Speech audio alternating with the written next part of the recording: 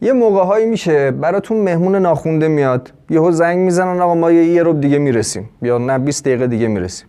یا نه یه موقعی هستش با کلی از دوستاتون دارید میید خونه، روتون نمیشه بگید آقا ما غذا نداریم، نیایید تو. میخواید یه چیزی سرهم بکنید ولی خوشگل باشه، با مواد کم تعداد زیادی آدمو سیر بکنید. این غذا برای اون موقع است.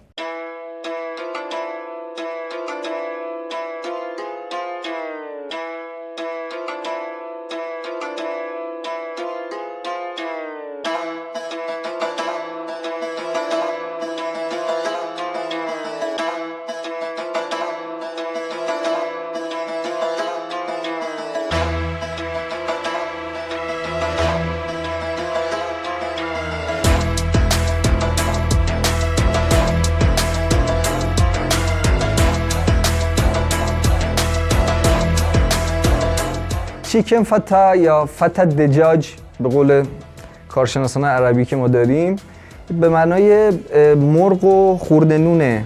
داستانش هم اینه که یه غذای خیلی راحتیه، شما یه سری موادی که خیلی سیر کنندن ولی قیمتی نیستن و درست کردنشون سخت نیست و کنار هم میریزید. مثل لازانیا لایه لایه است و خیلی خوشمزه و ساده. توضیح خیلی کوچولو میدم. این مواد اصلیش چیه؟ نون خورده که تفت داده میشه، نخود خام، نخود پخته و مرغ که مرغ هم توی سری ادویه‌های خیلی ساده که همتون دارید درست می‌کنیم. قبل از اینکه هر چیزی رو شروع بکنیم ما 3 فنجون نخود رو در ازای 1 کیلوگرم مرغ میذاریم حسابی بپزه. یه روز گذاشتیم خیس خورد و میپزیمش. بعدش میریم سراغ مرینیت مرغمون. 2 تا سیر خیلی درشت داریم ما. من نمیدونم اینو بچه‌ها از کجا گرفتن. بهترین سیر فروشی تهران بوده. حسابی خوردشون میکنیم که اون الیسینی هم که قبلا بهتون گفتیم آزاد بشه، له کردن و خورد کردن. حالا مرغامون رو میریزیم توش. هر چقدر که مرغ گوشتش تیره تر باشه، یعنی ساق مرغ و رون مرغ باشه، جذابتر میکنه این غذا رو. پیاز خلال میکنیم میریزیم توش. یادتون باشه میتونید این مرغش رو حالت جوجه‌ای یعنی رو سیخ بزنید رو زغال. خب اونجوری باشه حتما پیازتون حلقه شده باشه بهتره. این کاری که من دارم میکنم پیاز و ماساژش میدم، باعث میشه مرینیت زودتر شکل بگیره، یعنی طعم پیاز زودتر به مرغ بشینه. حسابی ورزشون میدم تا طعما با هم زودتر آشنا بشن. 10 تا ادویه خیلی خفن داریم استفاده میکنیم. 2 تا قاشق چایخوری فلفل سیاه، 2 تا قاشق چایخوری پاپریکا. بعدش میریم سراغ زیره، اونم 2 تا قاشق چایخوریه. بعد میریم سراغ نمک، اونم بین 1 تا 1.5 قاشق چایخوریه. میریم سراغ هل، اونو نصف قاشق چایخوری باید بزنیم. جوز هندی 1 قاشق، حواستون باشه کمتر از 1 قاشق هم بشه خوبه. بعدش میرسیم به زنجبیل، اونم 1 قاشق چایخوری. 1 قاشق چایخوری سماق، 1 قاشق چایخوری دارچین. بعدش اگه دوست داشتید میتونید نعنای خشک یا آویشن اضافه بکنید. میریم سراغ تخم گیشنیز که تخم گیشنیز من خیلی دوست دارم ولی توی رسیپی 1 قاشق چایخوریه. حالا دیگه وقتشه که با دست برید سراغ این. با قاشق چنگال این لوس بازی ها نمیشه. حسابی با دست هم بزنید تا این مرغا رطوبت این ادویه ها رطوبت مرغ ازش بکشن بیرون. اگه تو این مرحله زمان بدینم خوبه. حالا قد 1 فنجون ماست یونانی، ماست چکیده همزده میریزیم روش و دیگه میریم برای مرینیت کردن دیگه. اینجاهاشو خودتون بلدین.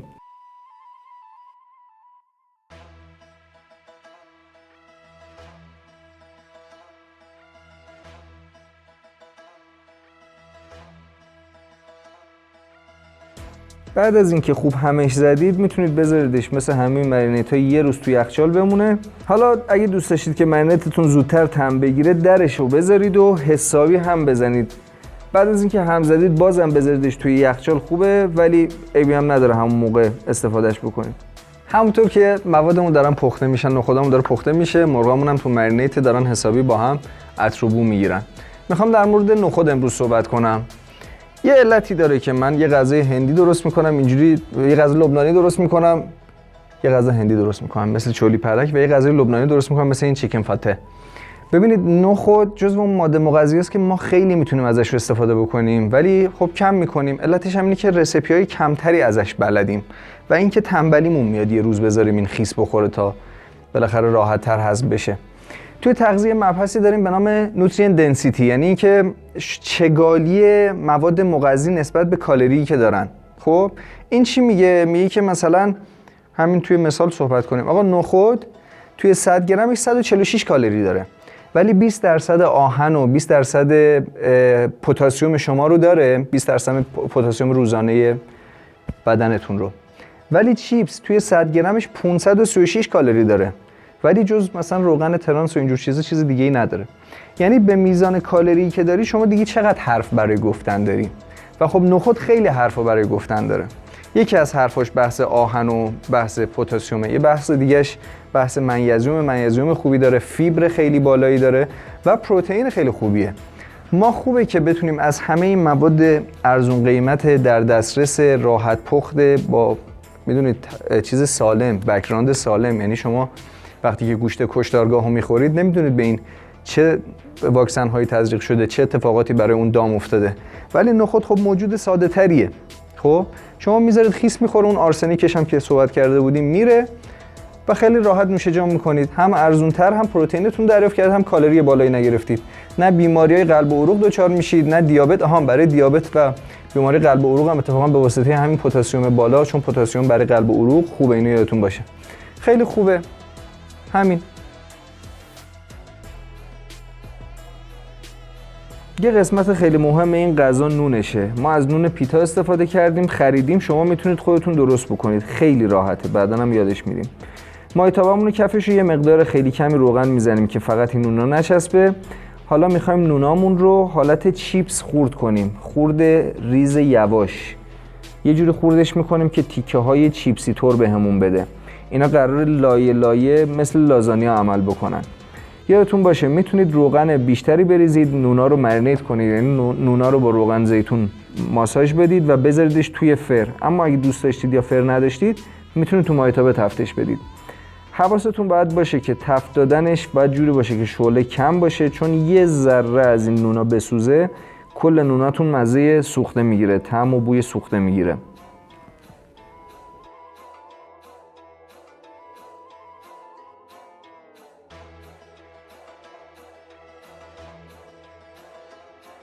نونمون رو میخوایم اونقدری تفت بدیم که یه حالت تدیگتوری بشه، خب قشنگ طلایی بشه. هرچی طلایی تر بشه بهتره، ولی خب هرچی طلایی تر بشه یعنی چربتر هم هست. یه کاری بکنید نه سیخ بسوزه، نه کباب، نه چاق بشیم، نه سکته کنیم، همینقدر خوبه. یادتون باشه نونو بذاریم یه جا همجوری خشک بمونه و آخرش که میخوایم سس رو بریزیم، یادتون باشه تا همه سر سفره نشستن و این نونا رو لایه لایه اینا نذاشتین، سس رو نریزید، چون مهمه که علیرغم اینکه سس میریزیم هنوز اون زیریا خرت خرت بکنن، کرانچی باشن زیر دندون. پس هیچی دیگه، همین دیگه. خب اول از همه پیازا رو میریزیم توی مایتابه. میخوایم اینا یه کار خیلی مهمی بکنن، این مرحله رو جدی بگیرید. اینا فقط یه سری پیاز خلال شده نیستن، اینا پایه سس اصلی ما هستن، بهشون با احترام نگاه کنید. حالا میریم سراغ اصل کاری. میخوایم مرغامون رو بندازیم. اصلا رخ مرغ رو آدم میبینه، واقعا من خودم میبینم الان اینا رو دوست دارم اینا رو به سیخ بزنم بذارم رو زغال، ولی همینجا هم جاشون قشنگه. مرغامون رو میچینیم توی پیازای طلایی شده با یه مقدار روغن. این مرحله باید روغن زیاد بزنید، چون میخوایم این ماهیتابه رو تا خیلی جا جلو ببریم، نباید چیزی فعلا بچسبه.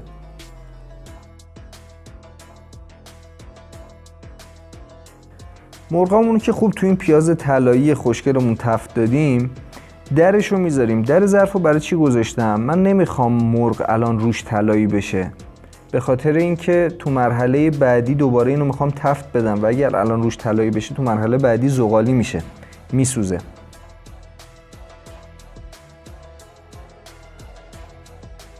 مرغ رو در میاریم و شروع میکنیم ریش ریش کردن. اگه دوتا چنگال استفاده بکنید برای ریش ریش کردن بهتره، ما یه چنگال اینجا داشتیم. مرغامون رو خوب ریش ریش میکنیم، دوباره برشون میگردونیم توی اون مایتابه‌ای که اون طلای ما الان ایجاد شده، اون فاند ما، اون زمینه سس ما الان ایجاد شده.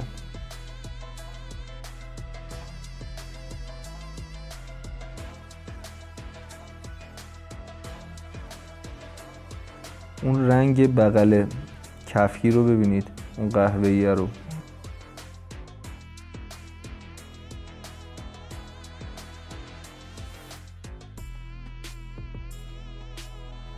انقدر مرغ رو هم میزنیم و انقدر ریش ریشش میکنیم تا این حال روست بیف بشه، یعنی گوشت ریش ریش ریز.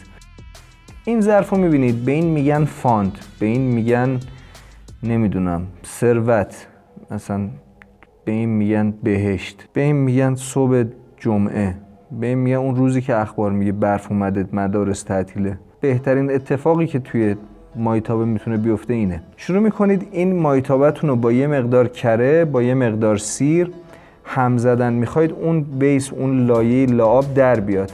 حالا من چیکار کردم؟ من یه مقدار از آب نخود پختم توی این زدم تا طعم نخود هم بیاد و اون قوام نخود هم به این سس اضافه بشه. بعد بهش ماستم رو اضافه میکنم که نزدیک 3 فنجون ماسته و نصف فنجون ارده. ارده خیلی طعمش پتنته، خیلی قویه، میدونید اگر که یه مقدار زیاد بشه طعم بقیه رو شما حس نمیکنید. بازم طعمش قشنگه ولی طعم بقیه رو حس نمیکنید. یه ذره نصف یه دونه لیمو رو میچکنیم توش. اینم باز اگه دوست داشتید میتونید بیشترش بکنید ولی همینقدر بسه. حالا میریم سراغ جعفری. میبینید من ته جعفری رو ریختم چون ته جعفری هیچ چیزی کم از سر جعفری نداره. چرا میریزید اون قسمتشو دور؟ و خوب هم میزنیم. ببینید رنگ رو نگاه کن، من واقعا دارم اذیت میشم میبینمش. مرغامون رو که خوب پختیم، توی اون سس ریش ریشش کردیم، نخودامون رو پختیم و نونامون رو اول از همه کریسپی توی روغن تفت دادیم. میرسیم به اون مرحله آخر که مثل لازانیا اینا رو طبقه طبقه رو هم میچینیم. بریم ببینیم چه شکلیه. میرسیم به تزیین کردنش. خیلی ساده است. یه دونه نون رو اول میذاریم زیر همه که کار نون کبابی رو بکنه. بعد به ترتیب نخود، نون خشک، مرغ، نخود، نون خشک، مرغ. دوست داشتید لاش جعفری هم بریزید ولی جعفری ها رو تازه بریزید، یعنی نذارید تو لایه های زیر گرم بشه، این حالت پخته بشه.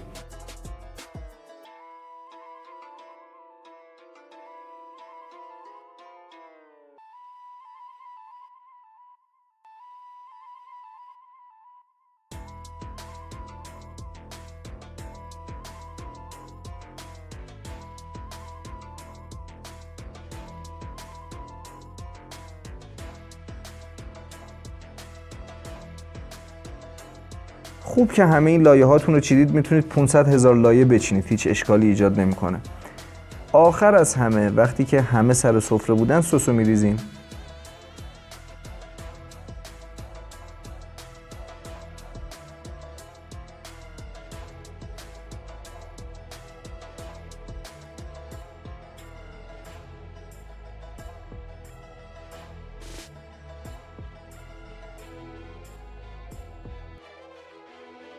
توی غذاهایی که درست کردیم هیچ کدوم نبوده قد این که من ذوق داشته باشم به مرحله آخر برسم و تستش بکنم، چون خیلی بوهای قشنگی میده توی مراحل درست شدنش. و خب آدم حدس میزنه که وقتی که ماست رو با ارده قاطی میکنی رو اون فاند مرغ میریزی چه طعم هیولایی میخواد بده. من با اجازهتون شروع میکنم. این سسش واقعا دلبری میکنه. این غذاییه که بچه‌ها با نون بخورید، چنگال کاری توش نیست.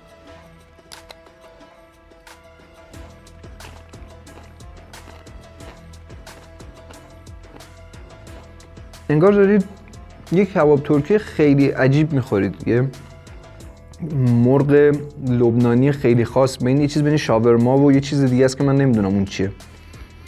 نوتای خاکی، نوتای زمینی خیلی خوشمزه‌ای داره و خب اون ترکیب ماست و لیمو و اون فاندی که گفتیم خیلی تاثیر داره. یادتون باشه هر وقت خواستید سروش بکنید سس رو نریزید، بذارید همه بشینن سر میز، بعد سس رو جلوی خودشون بریزید که این نونا از حالت کریسپی بودن در نیان. و خب همین لایه لایه چیدن. خیلی هستن که بادوم نمیریزن، در واقع غذا این اصلش با پاین نات، با دونه کاجه و اون دونه کاج رو توی کره تفت میدید و آخر میریزید روش. خب ما مثل همیشه راهکار ارزون‌تر رو انتخاب کردیم و همینجوری هم خیلی خوشمزه است. امیدوارم که استفاده بکنید، درست بکنید و حتما برای ما بفرستید. مهم نیست کامنت خوب و بد، فقط با ما صحبت بکنید، با ما ارتباطتون برقرار باشه، ما خوشحال میشیم چون میفهمیم که چی دوست دارید براتون درست بکنیم. توی آپارات، توی یوتیوب، توی اینستاگرام هستیم. قطعاً هیچ چیز غذای خونه نمیشه. مراقب خودتون باشید.